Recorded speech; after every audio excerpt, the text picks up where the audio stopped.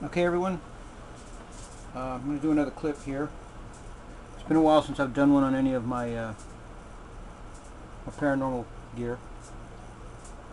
Well, some of it. In this particular session, I want to go over some of the basic equipment you can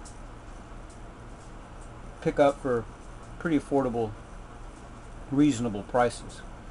None of the stuff, except with the exception originally when the PSP-7 Spirit Box came out, it was a little pricier. I think I paid about $70 for this one. I don't remember. I have to go back and look because I've had this since like 2009, I think is when I first got it.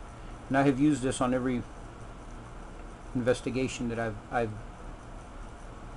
done with Ghost.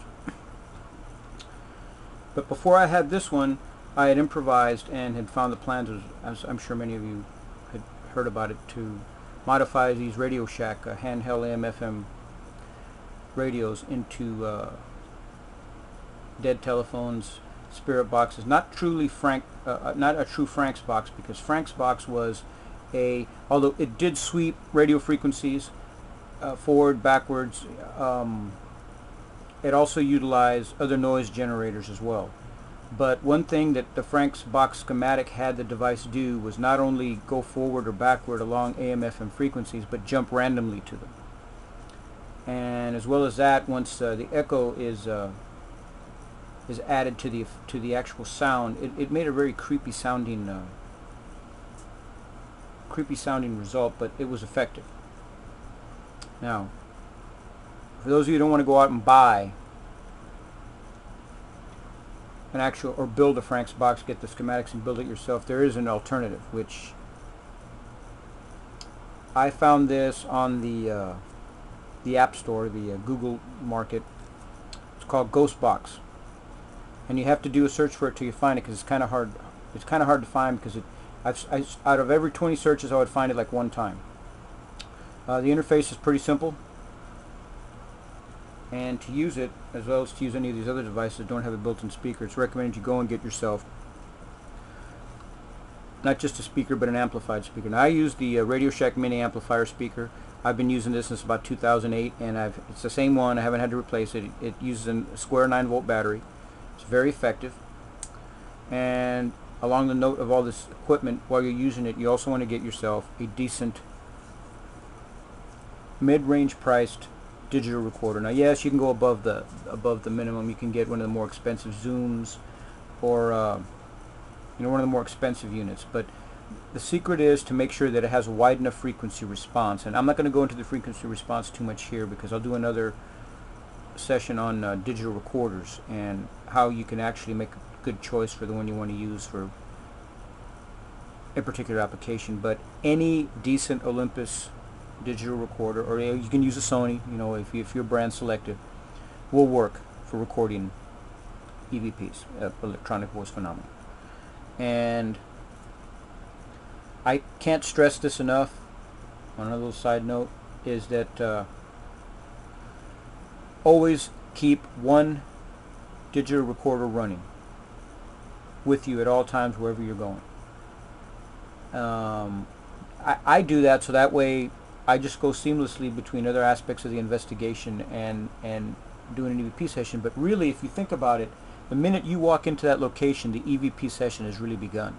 And that's important to remember, because a lot of these people don't turn on the digital audio recorders until they decide, well, you know what, I'm going to do an EVP session now. And they do a couple and they don't get anything. Well, let me tell you something. There's different things that can stimulate spirits to talk, to leave messages for you. Sometimes you can hear them with your ear, sometimes you can't, but you will almost always hear them on some sort of an electronic recording device. So always have one on the whole time you're there investigating the area. This way it's always running. But yes, while that's going on, also be mentally aware of the fact that you have to annotate it every time something bangs that you're aware of, or you make a sound or a joke or a crack or a comment or something that could be misinterpreted as an EVP. So make sure that you always make notes, audio notes, whenever an event happens, like, oh, car passing by, whatever notice. So again, it kind of wandered off the track here, but that's an important concept to keep in mind. So as I was saying, As far as the Frank's box, I'll give you an audio example of what that sounds like. So we'll test the other ones here. And okay, first get yourself all set up with your speaker. Turn it on.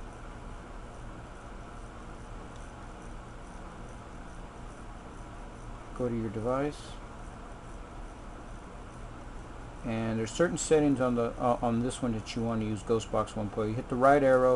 You want to make sure you enable the auto channel mix. This will give you the randomizing forward, backwards, and jumping around to individual frequencies. You hit echo, and you can experiment with the different echo settings until you find one. And you can experiment with the different echo settings until you find one. Also, mic volume, turn it down, because you do not want your own voice coming through. If you're going to be recording with an EVP recorder, your speaker is going to handle the output. And you can also modify the settings on this. You have 4 channels to choose from. I just prefer to set the first 3 of them around 3, and then leave the first one at the fastest speed, and these are just a little slower. Then you go to your menu, and you can choose banks. We'll stay with bank B, and well, first we'll try bank A and see how it sounds, and then all you do is hit start.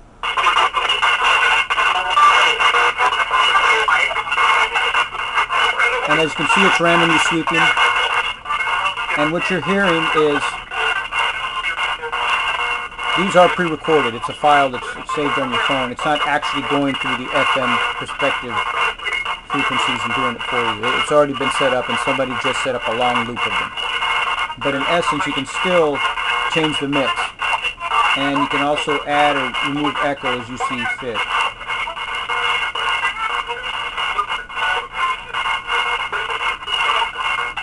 I find that between 3 seconds and 5 seconds of echo is pretty good. So.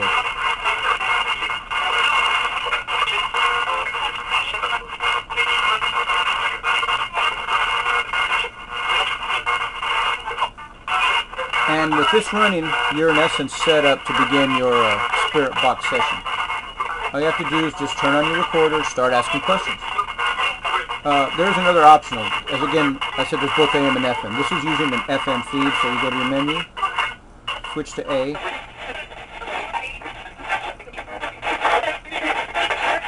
And as you can hear, that's the AM frequencies.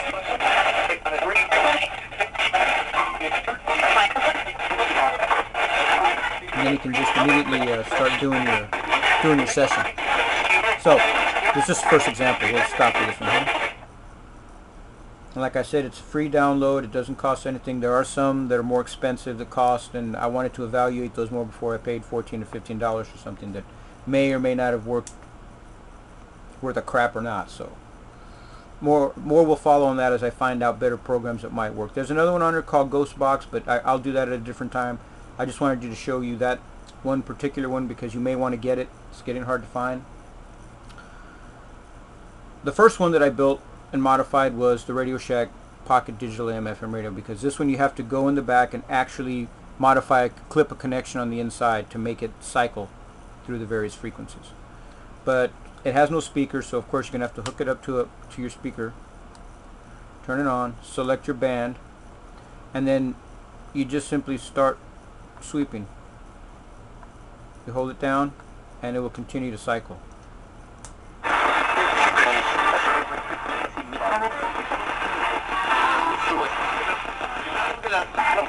So there's your AM. Now what I find is it's actually a little more effective if you wrap it in foil to interfere and muffle some of the excessive AM or FM signal stations that you're getting. Of course that's AM, and then you just switch your band to FM, start the same thing. And you can go forward or backwards.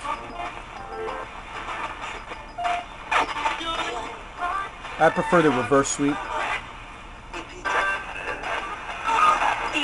And then there you go, just do the same thing again. This one's also been nicknamed the clicker because you can hear those distinctive click, click, click, click, click, click, click, click. But I have recorded some of the most frightening EVPs I recorded have been with this device here.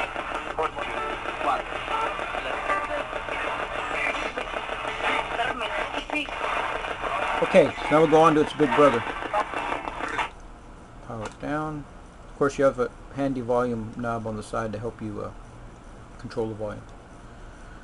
Now this is just a slightly later version of the Pocket AM/FM radio that Radio Shack, and they still sell this one. You can still get it. I saw it at a Radio Shack not that long ago, so you should still be able to get them. If not, they'll probably still be available to their online website for ordering. You also have to open it, modify it, but the videos to how to do these are they're scattered all over YouTube. They're not hard to find. Just do a Radio Shack sweep radio search and you should be able to find them. Okay, so first turn it on. Select your band. Now I like this one because there's a lock button here. Once you start the sweep, you can lock it, and that way if you accidentally touch the tuning, it won't stop the sweep. So we'll start with the AM version.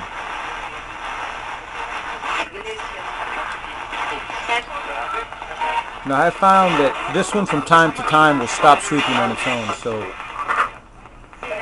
because it stops sweeping on its own, you're going to have to restart it from time to time, but that doesn't keep it from being an effective spirit box.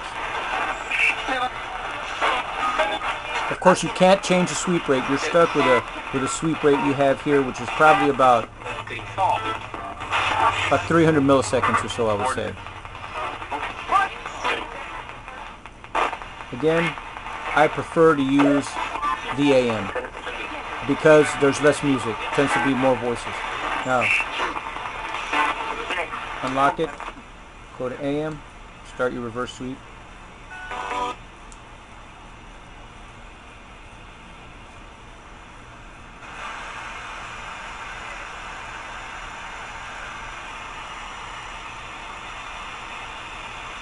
So not really much until you extend the antenna on this one. Pull up just a little bit of the antenna.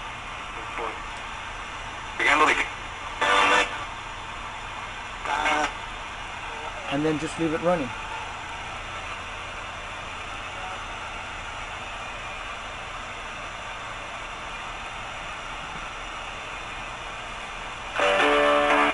Now as you can see, it has a stop here. But you see why I prefer the AM, because there's less music interference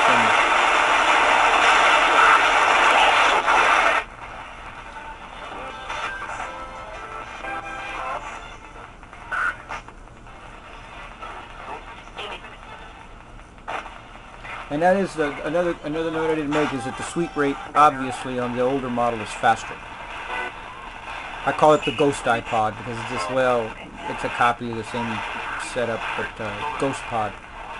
And the frequency sweep rate on this one is probably about,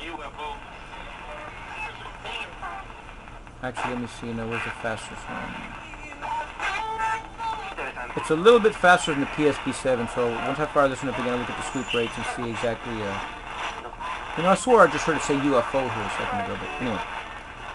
So, let's put the PSP7 in just to take a quick look at it. And one thing I do not like about the PSP7,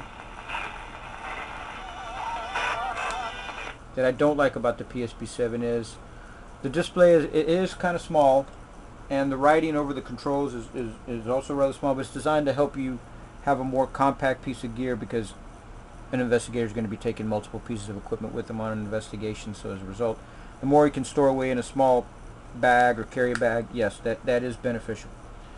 But I will show you one of my biggest complaints with the PSP7, and it's right here. I don't know if the newer models have it, but, oh yes, and it does have a little, so you can set it back against something and it's not laying flat if you want. There you go. But I usually just hold it in my hand. Whenever there's batteries inside the unit, you're going to have, I don't know if you can see it, but there is a little battery display right here. So what I do is when I'm not using the unit, I take one of the batteries out because it's going to be constantly draining your power, which I find to be rather annoying myself, but I don't know why they did that, but anyway. It doesn't take away from the effectiveness of the device. And you have two outputs. You can either just listen through headphones, but I don't know why you'd want to do that because then you won't be able to record an EVP. Better to just go ahead and use, although it will play through an amplified speaker the same. I prefer to use just a standard output. And then you power it up. Make sure your amplified speaker is on. So the fastest sweep rate is set to, let's start with FM in reverse. And if you need to, your sweep rate is adjustable here. And in FM it's from 100 milliseconds all the way to 350.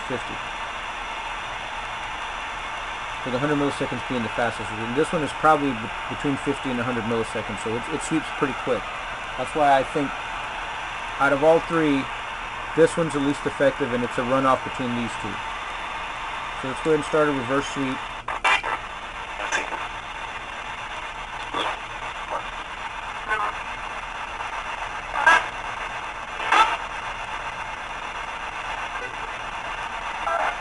And again, this is on FM.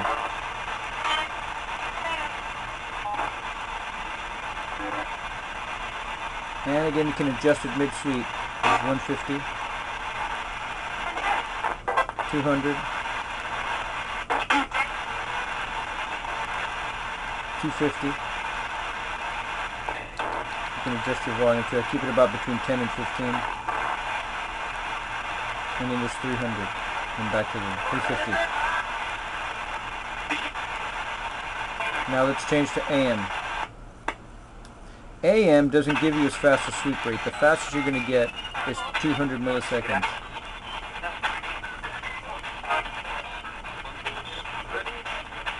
And you can turn the backlight on and off however you want. I'd recommend once you get the sweep going, just turn it off, because if you have an infrared camera watching, you can see the display without having to have the light on. And then you would just do your EVP session or leave it running while you're conducting other parts of the investigation.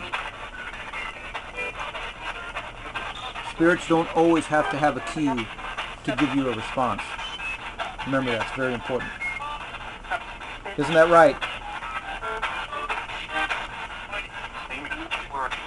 You see, I've used this device plenty of times in other places I've lived that had no activity going on there, any detectable activity that I could ever see or measure with any of my other equipment.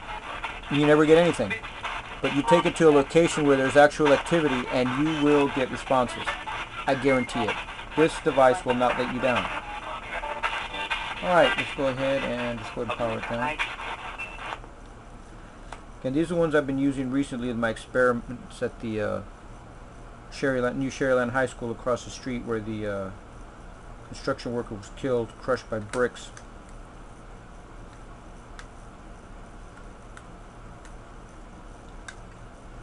Again, to conserve that power, because otherwise you'd be going through batteries at a pretty quick rate. Again, as I said, none of this gear is extremely expensive. You don't have to buy a PSP-7 if you don't want. If you don't feel that you can afford to spend that kind of money, but I've seen that probably is one of the best pieces of gear next to my K2 that I've got. And I got both of these from DAS, which you can do a search of them online. And the prices are pretty reasonable. I think I paid $39 for my K2. And this thing has been to many an investigation. The battery life on this thing is phenomenal. It's also a square 9 volt. But just, no matter what other EMF detector you get, more advanced 3-axis, doesn't matter. Always keep one of these. The reason I like it, you can modify the switch so it just stays on, or you can put an object in there like a guitar pick or something plastic to just hold it open. And while you're walking around in the dark, you can always see this light. Whereas with some of the other handheld meters that have a readout, you have to actually look at the meter and keep the backlight on, which consumes more power. And now there's some that are multiples, that like one device like the one used on some of the more popular TV shows has both a K2 and the actual digital readout to tell you the actual changes. A readout is nice to have in conjunction with the K2 so you can actually see the amount of change, because otherwise you're guessing. Each of the lights tells you, like, from this green light will come up all the way 1.5 milligauss, but once you start exceeding 1.5, this light will start to light up all the way between 1.5 and 2.5. And once you exceed 2.5, you know, the same thing goes on and on until you max out the meter above 20 plus milligauss. Or you can convert it to Teslas if you want. But essentially you're reading fluctuations in the Earth's magnetic field.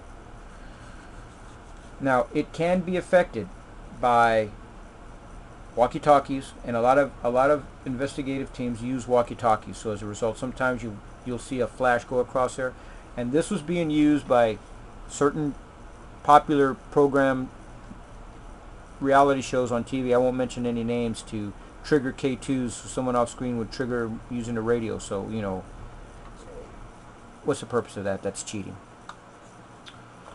So basically, like I said, you can get the Ghost Box. The Ghost Box System 1.0 is free. I'm sure he's going to update it with slight improvements, but so far, as far as the Frank's Box copy, that is probably the best one you're going to find.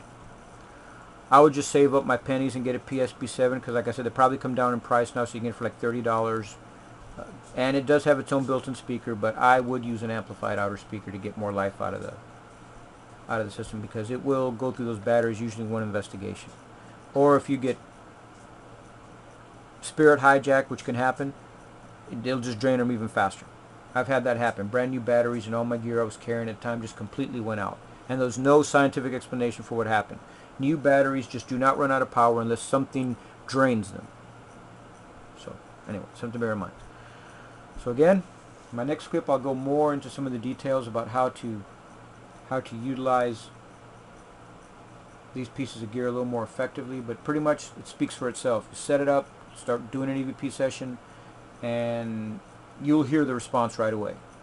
Whereas if you're just using a digital recorder, you most of the times, other than hearing bumps, noises, or objects that the energy can move, you have to wait and listen for your EVP after, post investigation. Unless of course you get real-time EVP, which I've used that on one or two investigations, and it's okay, but it tends to become a distraction, because as soon as you hear one, a lot of guys want to stop and go back and start listening, but what's the point? Just keep going. Yeah, all that's going to give you is a good warm feeling that yes, I'm catching EVPs at this investigation. So in that essence itself, you've already have proof of some type of spiritual activity at that location, because EVPs have been accepted as proof that there is some type of phenomenon occurring. And I just think that that's one of the first steps.